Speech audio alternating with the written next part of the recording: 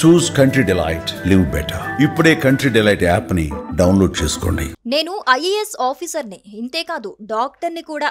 నేను అడిగిన డబ్బిస్తావా లేదంటే చస్తావా అంటూ ఓ యువతి చేసిన అరాచకం ఇదే. ఇలా ఒకటా రెండా? ఆమె హిస్టరీ మొత్తం ఇదే భాగవతం. అమాయక యువకులను నమ్మించటం, వారిని మోసం చేసి అందిన కాడికి దోచుకోవటం, ఇవే ఓ కిలాడీ లేడీ దారుణాలు. ఈమె మాయలో పడిన కొందరు వ్యక్తులు చేసేదేం లేక తాజాగా పోలీసులను ఆశ్రయించగా ఈమె భాగవతం, చేసిన దారుణాలు ఒక్కొక్కటిగా వెలుగులోకొస్తున్నాయి. ఇంతకీ ఎవరి అమ్మాయి? ఈమె చేసిన మోసాలు, దారుణాలేంటి?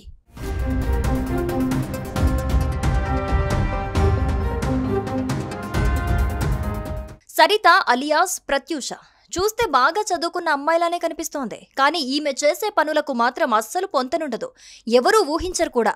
ఇక ఈమె గురించి తెలుసుకుంటే, నల్గొండ జిల్లా మిర్యాలగూడ మండలంలోని ఓ తాండా, ఇదే ప్రాంతానికి చెందిన ఈ యువతి గత కొంతకాలంగా విద్యార్థిని ముసుగులో నగరంలోని పలు హాస్టల్లో చేరి తోటి యువతుల సెల్ ఫోన్లు, నగదు దొంగిలించేదట.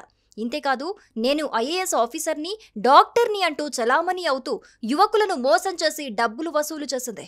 ఇంతటితో సరిపెట్టకుండా డబ్బున్న వారిని టార్గెట్ చేస్తూ డిఎస్పీ కూతుర్నంటూ రకరకాల పదవులను వాడుకొని ఇలా అనేక మందిని నిండా ముంచేసింది. అందిన కాడికి దండుకుంది ఈ కిలాడీ లేడీ.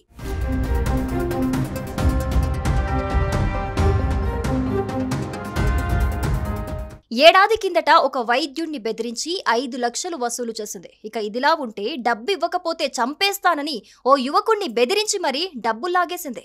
అంతెందుకు, 3 రోజుల కిందట డైల్ 100కు ఫోన్ చేసి తాను డిఎస్పీ సతీమణినంటూ ఒకసారి, యువతి హత్య జరిగిందని మరోసారి పోలీసులను ముప్పు తిప్పలు పెట్టింది. అయితే గతంలో ఈమె చేసిన అరాచకంపై బాధితులు సరితపై Chaitanyapuri, Uppal, Nalgonda 2 town, Miryalaguda 1 town, Narketpally, Nalgonda police స్టేషన్లలో ఫిర్యాదు చేశారు. వారి ఫిర్యాదు మేరకు పోలీసులు చోరీ కేసులు నమోదు చేశారు.